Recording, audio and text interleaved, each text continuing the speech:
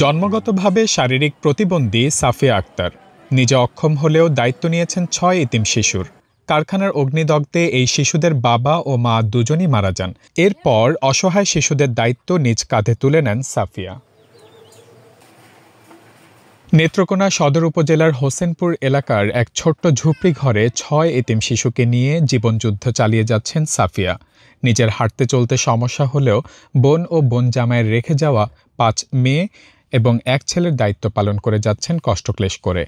সম্প্রতি মানবিক গল্পটি তুলে ধরে সংবাদ প্রকাশ করে বাংলা নিউজ 24। এই মুহূর্তে আমি আছি নেত্রকোনা পৌর শহরের হোসেনপুর এলাকায়।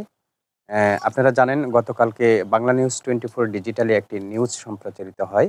এরপরে সাফিয়ার সাহায্যে এগিয়ে আসে প্রশাসন। ভিক্ষাবৃত্তি করে কোনো রকমে সংসার চালাতেন শারীরিকভাবে চলাচলে কিছুটা অক্ষম সাফিয়া। কখনো খেয়ে কখনো না খেয়েই পার হতো দিন। তবে এবার হয়তো তার দুঃখ ঘুচবে। নেত্রকোনা সদর উপজেলা নির্বাহী অফিসার আসমা বিনতে রফিক তাৎক্ষণিক সাফিয়াকে নগদ অর্থ সহায়তা প্রদান করেন। ম্যাডাম আমাকে ডাকে নিয়েছে, ডাকে নিয়ে আমার নগদ কিছু টাকা দিছে। বাদে বলছে একটা সেলাই মেশিন দিব। তাই সেলাই মেশিন আমার একটা ভাগ্নি আছে, আমার ভাগ্নির আমি দিয়াম। বাদে আরো বলছে আমার একটা ভাগ্নি আছে, এই ভাগ্নার আমি সরকারের শিশু পরিবার এখানে ভর্তি করায় দিব। আমি খুশি আছি, আমি অনেক খুশি। এদিকে তাৎক্ষণিক সহায়তার পাশাপাশি সাফিয়ার এক ভাগ্নিকে সেলাই মেশিন প্রদান এবং অন্য আরেকজনকে সরকারি শিশু পরিবারে পড়াশোনার ব্যবস্থা করে দেওয়ারও আশ্বাস দেন নেত্রকোনা সদর উপজেলা নির্বাহী কর্মকর্তা। আমি তাৎক্ষণিকভাবে তাকে কিছু আর্থিক সহযোগিতা দিয়েছি এবং খাবার দিয়েছি।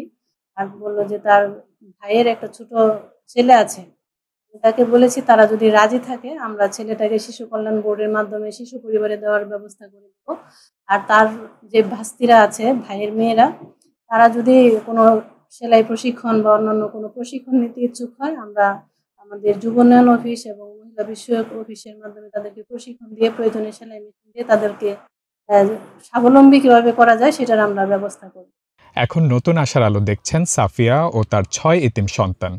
নিজে অক্ষম হলেও সক্ষম হয়ে গড়ে তুলতে চান তাদের। এখন শুধু অপেক্ষা সেই সুদিনের।